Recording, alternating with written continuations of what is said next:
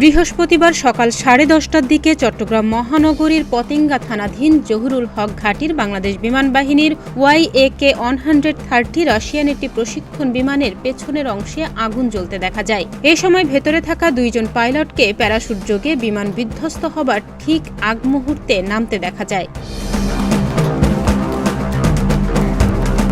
তবে যুদ্ধবিমান বিধ্বস্তের ঘটনায় স্কোয়াড্রন লিডার আসিম জাওয়াদকে গুরুতর আহত অবস্থায় বিএনএস পতেঙ্গা হাসপাতালে নিয়ে গেলে দুপুর 12:30টার দিকে তিনি চিকিৎসাধীন অবস্থায় মারা যান। বিষয়টি নিশ্চিত করেছেন সিএমপি বন্দর জোনের উপ পুলিশ কমিশনার শাকিলা সুলতানা।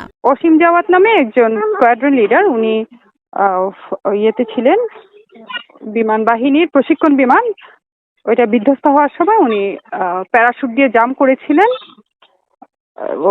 কিন্তু পরবর্তীতে ওনাকে প্রাথমিকভাবে ক্লিনিক্যালি ডেড এবং পরবর্তীতে চূড়ান্তভাবে মৃত ঘোষণা করা হয়েছে। অন্য যেজন ছিলেন তিনি সুস্থ আছেন, সম্পূর্ণ ভালো আছেন।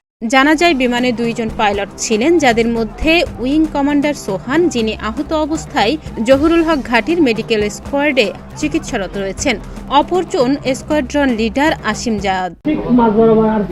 বিমানটা ফাস্ট হয়ে গেছে। ফার্স্ট হওয়ার পরে ওখানে একটা সবুজ বয়া আছে, সবুজ বয়ার দক্ষিণ পাশে বিমানটা পড়ছে। দুজন পাইলট করতেছে প্যারাশুট নিয়ে। প্যারাশুট যখন করতেছে আমি বলি আমার লগত যে না থাকলে তুমি ডাইরেক্ট সরাসরি ওখানে যাও। আমার বোর্ডে কিন্তু অথচ যাত্রীসহ আসছিল, সরাসরি ওখানে যাও, এদেরকে আমরা উদ্ধার করছি। উনি একজন উদ্ধার করছে, আমি একজন উদ্ধার করছি।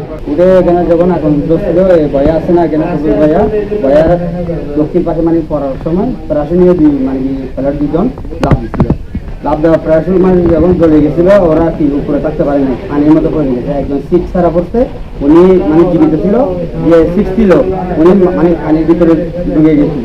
জহুরুল হক ঘাটির বাংলাদেশ বিমান বাহিনীর ওই প্রশিক্ষণ বিমান যান্ত্রিক ত্রুটির কারণে বিধ্বস্ত হয়।